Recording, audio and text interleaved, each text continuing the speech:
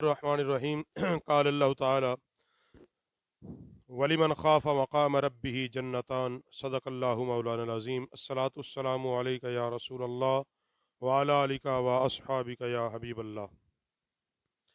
احباب ذی وقار، انسان کو چاہیے کہ وہ اپنے دل میں اللہ کا خوف پیدا کرے۔ جب بندے کے اندر خوف خدا آ جاتا ہے پھر وہ ہر اس کام سے بچتا ہے جو گناہ کا ہوتا ہے، جو اللہ کی نافرمانی کا ہوتا ہے، کیونکہ خوف خدا انسان کو جنت میں لے جاتا ہے۔ جس طرح بزرگوں نے ایک بات کہی کہ فرمایا کہ اخلاص یہ ہے کہ بندہ ہر وقت اپنے رب سے ڈرے، اور اس لیے ڈرے کہ کہیں میرا مالک مجھ سے ناراض نہ ہو جائے، میرا خالق مجھ سے ناراض نہ ہو جائے۔ اور قرآن پاک نے بھی یہ بات کہی، فرمایا وَلِمَنْ خَافَ مَقَامَ رَبِّهِ جَنَّتَانِ، جو اپنے رب کے سامنے جواب دہی سے ڈر گیا اس کے لیے دو جنتیں ہیں۔ جس کے دل میں یہ خوف آ گیا کہ میں نے اللہ کے سامنے جواب دینا ہے، میرے اللہ نے مجھ سے جواب مانگنا ہے، اس دنیا کے اندر میں جو کروں گا اس کے ایک ایک لمحے، ایک ایک سیکنڈ کا حساب کتاب قیامت کے دن ہوگا اور بارگاہ خدا میں ہوگا۔ جب اس کے دل میں یہ بات ہوگی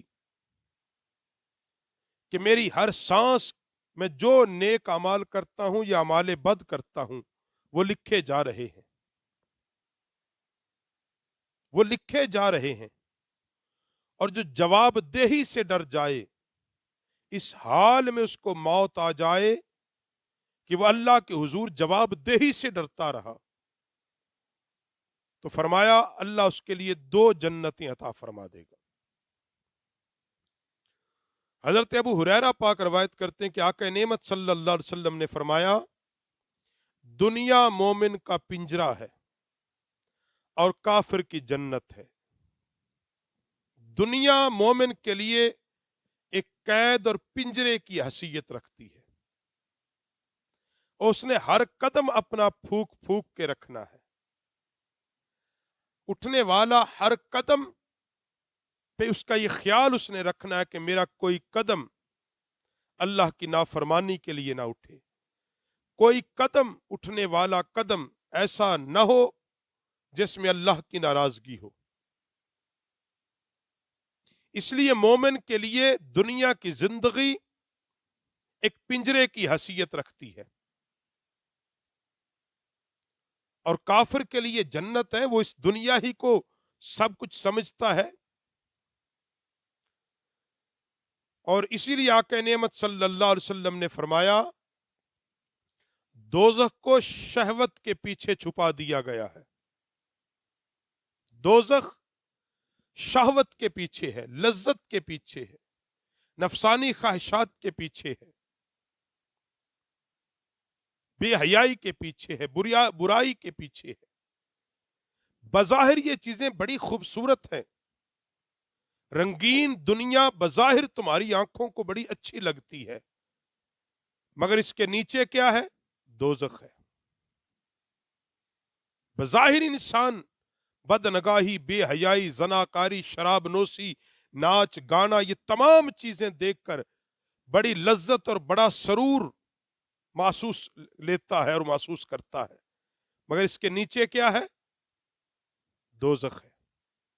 انجام کیا ہے؟ جہنم ہے۔ اور آقا علیہ السلام نے فرمایا کہ اللہ نے جنت کو مشکلات کے پیچھے چھپا دیا گیا ہے۔ بظاہر ہم سمجھتے ہیں کہ اسلام پہ چلنا بڑا مشکل ہے، حالانکہ مشکل ہے نہیں۔ دنیا باتیں کرے گی، ہم 5 وقت نماز پڑھنا ہمارے لیے بہت مشکل ہوتا ہے۔ دولت سے زکوٰۃ ادا کرنا بظاہر نفس جو ہے اس سے روکتا ہے،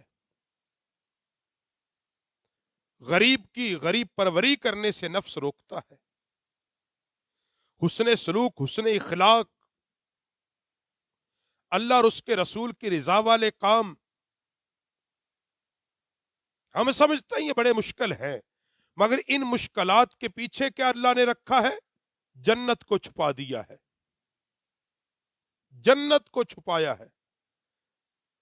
اور یہ جنت کب ملے گی؟ جب ہم اللہ سے ڈر جائیں گے. حضرت انس بن مالک فرماتے ہیں کہ نبی کریم صلی اللہ علیہ وسلم سے پوچھا گیا، یا رسول اللہ، آپ کی آل کون ہیں؟ جب آل، ایک آل تو وہ خونی رشتے ہیں نا، وہ تو ہے ہی ہے حضور کی آل اور حضور کی اولاد. مگر حضور سے پوچھا کہ آپ کی آل کون ہے؟ نبی علیہ السلام نے فرمایا ہر متقی میری آل ہے. اور آقا علیہ السلام نے فرمایا ان اول الناس متقون من کان وحیث کان.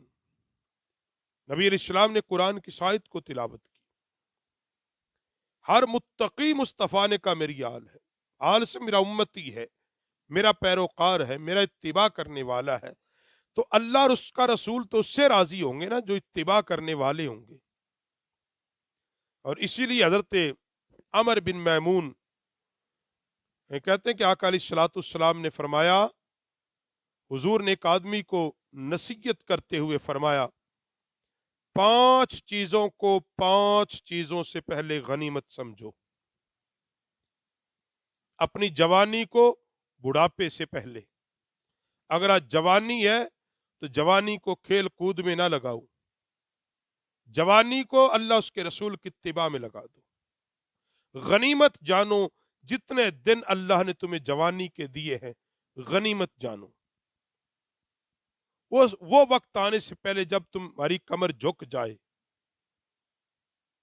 جب خود چل نہ سکو.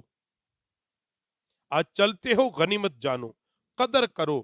ان کی قدر کیا ہے؟ اعضاء کا صدقہ کیا ہے کہ تم اللہ کی تسبیح کرو. جوانی کی قدر کیا کہ اس جوانی کو اللہ کی راہ میں جھکا دو. قیامت کے دن جب سوال ہوں گے، ان سوالوں میں سے ایک سوال یہ بھی ہے، اللہ فرمائے گا تجھے جوانی دی تھی، کن کاموں میں صرف کی؟ یہ بھی جواب ہوگا. اور جس کے دل میں اس دن کی جواب دہی کا ڈر آ گیا، یقیناً اس کے دل میں خوف خدا آ گیا. اور جب خوف خدا آ جائے گا پھر وہ کام وہی کرے گا جو اللہ کی رضا والے ہوں گے. اس لیے آقا علیہ السلام نے فرمایا اپنی جوانی کو بڑھاپے سے پہلے غنیمت جانو، اپنی صحت کو بیماری سے پہلے. آج تندرستی ہے، صحت ہے، خود چلتے ہو، مرضی سے اٹھتے ہو، مرضی سے بیٹھتے ہو، تو غنیمت جانو کہ ہسپتالوں میں جا کے نہیں دیکھا بڑے بڑے کڑیل جوان لیٹے ہوئے ہیں مگر خود چل نہیں سکتے، خود اٹھ کر وہ اپنا استنجا نہیں کر سکتے. کیا تم عبرت نہیں پکڑتے؟ کیا تم سمجھتے ہو کہ سدا تمہارے اندر اتنی ہی طاقت رہے گی؟ بیماری سے پہلے اگر صحت ہے، تندرستی ہے، اس کو غنیمت جانو، اللہ کا شکر ادا کرو. اور فرمایا اپنی مالداری کو غربت سے پہلے.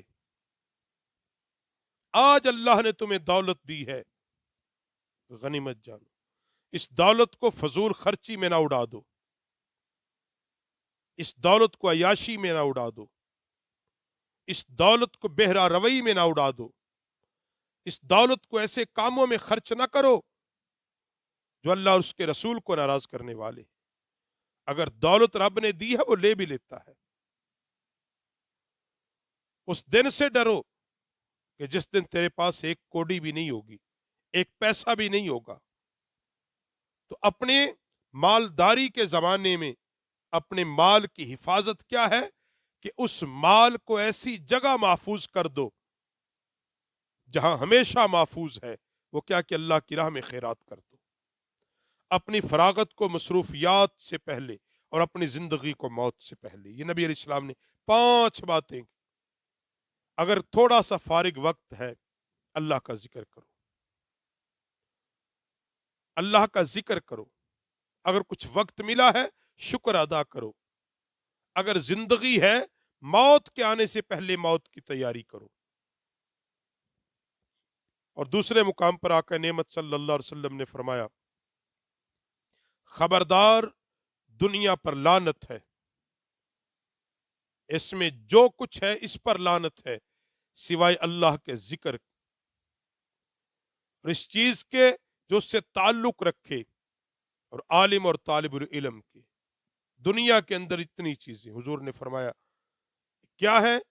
فرمایا اللہ کا ذکر، اور ایسی چیز جس کا تعلق اللہ کے ساتھ ہو جائے، وہی زندگی، اچھی زندگی جس کا تعلق اللہ رسول سے ہو جائے، وہ دولت وہی دولت ہے، اولاد وہی اولاد ہے، مال و زر وہی مال و زر جو راہ خدا میں خرچ ہو جائے،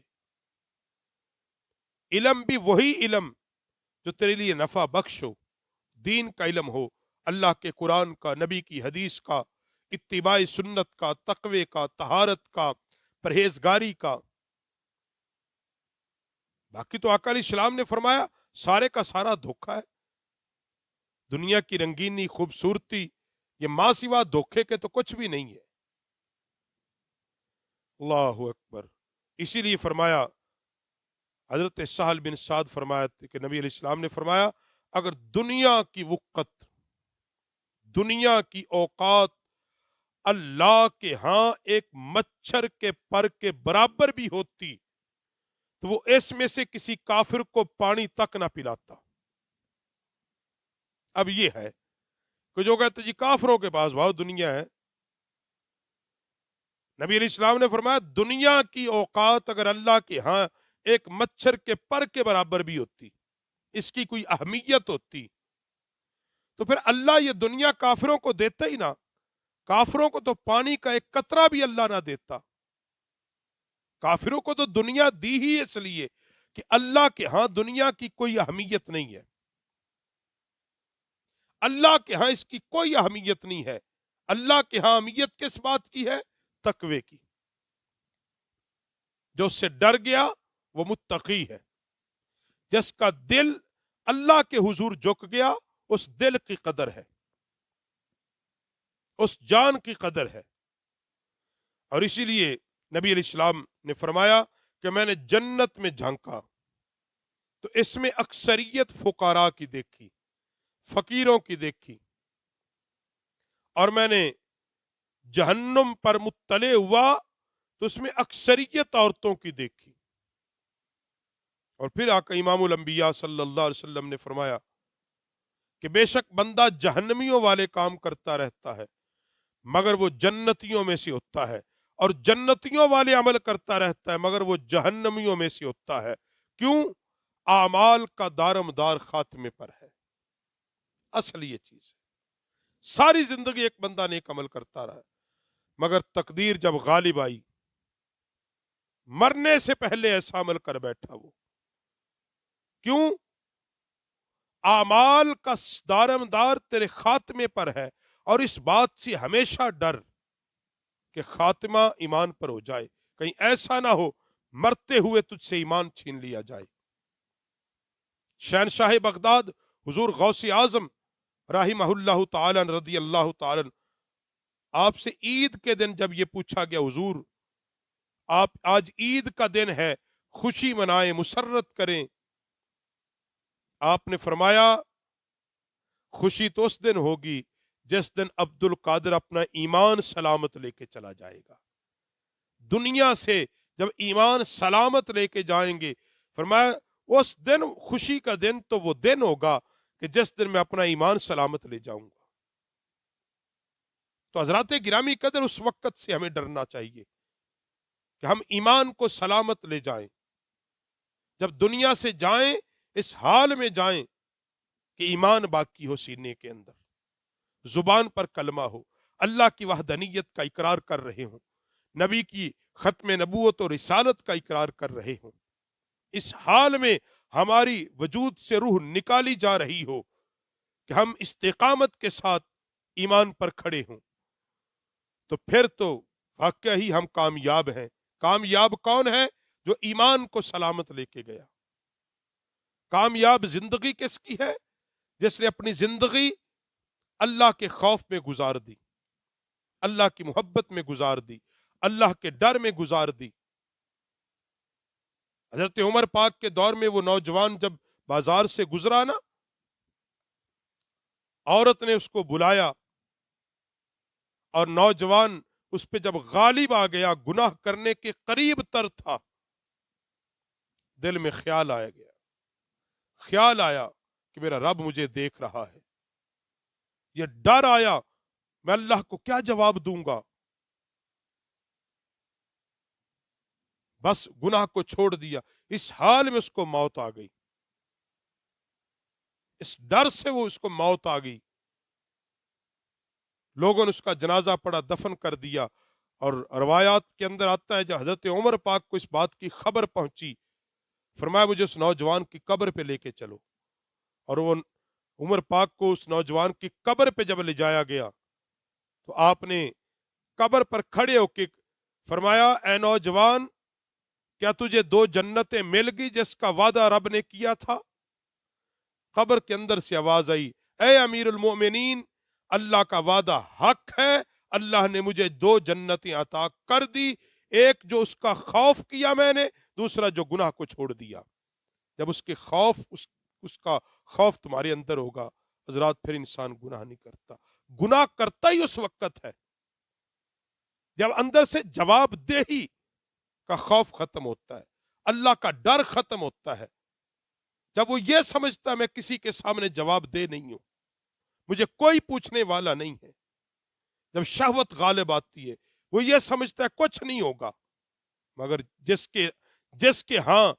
کے دل میں یہ ڈر ہوتا ہے، فَمَن يَعْمَلْ مِثْقَالَ ذَرَّةٍ خَيْرًا يَرَهُ وَمَن يَعْمَلْ مِثْقَالَ ذَرَّةٍ شَرًّا يَرَهُ۔ جس کے دل میں یہ ہوتا ہے ایک رائی کے دانے کے برابر بھی گناہ تو اللہ دیکھ رہا ہے، ایک رائی کے دانے کے برابر بھی نیکی ہے، ایک ذرے کے برابر بھی ہے، وہ بھی گنی جا رہی ہے، تو پھر وہ انسان گناہ نہیں کرتا، پھر وہ نیکیاں کرتا ہے، ایسے کام کرتا ہے جس سے اللہ راضی ہو جائے۔ تو مالک بے نیاز ہمیں اپنے خوف والی زندگی عطا فرما دے۔